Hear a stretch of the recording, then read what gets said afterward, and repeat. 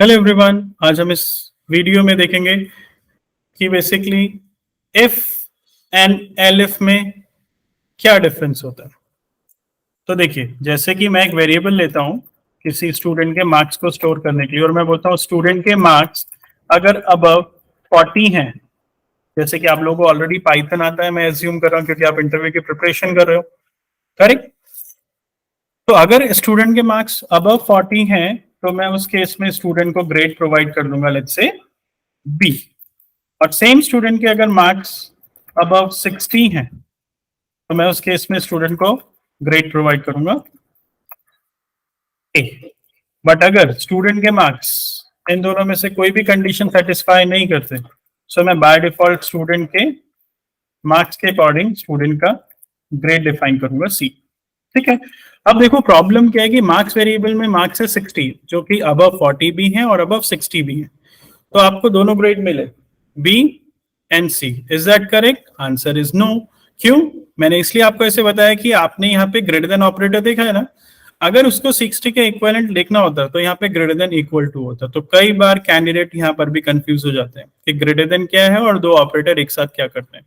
तो अभी आपको यहाँ पर क्लियरली मेंशन करके दिया है मैंने कि इस केस में बी एंड ए आएगा, और इस केस में क्योंकि 60 इज ग्रेटर देन 60 नहीं है ना, 60 इक्वल टू 60 है, तो ये सेकंड वाला एफ फेल हुआ तो उसकी जगह ये एल से सी आया। इसका मतलब क्या है कि जो फर्स्ट वाला एफ है और जो सेकंड वाला एफ है दोनों इंडिपेंडेंट फ्रॉम ईच अदर है, और सेकंड वाले एफ के साथ एल्स है कि अगर ये सेकंड वाले एफ का कंडीशन फॉल्स रहता है तो ये एल्स रन होगा।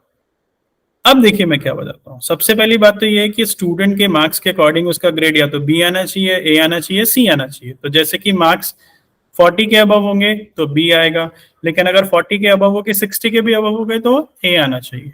तो इसको हम कैसे कंट्रोल करेंगे? एलिफ के साथ। तो यहाँ पे एलिफ का मीनिंग क्या है? This is one of the frequently asked interview question. ये वन ऑफ द क्वेश्चन है जो इंटरव्यू में फ्रीक्वेंटली इंटरव्यूअर आपसे क्वेरी कर सकता है कि अब देखो आपके पास रिजल्ट में क्या रहा है, ग्रेड एस बी। ऐसा क्यों?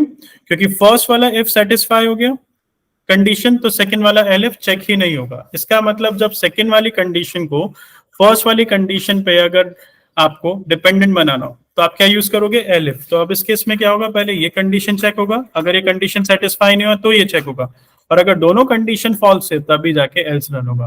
वो कब रन होगा? लेट्स से किसी के मार्क्स है 25 जो 40 के भी अबव नहीं है और 60 के भी अबव नहीं है, तो उस केस में एल्स से देखिए सी आ रहा है। तो अब किसी भी केस में एक से ज्यादा ग्रेड नहीं आ सकता रिजल्ट में, and that's what the requirement was. So I hope you enjoyed today's video. Keep on watching us and we will give you more updates in future as market basically change time to time based on new versions, new upgrades of the software. So we keep on uploading videos. So keep on watching us and be up to date, guys. Thanks for joining.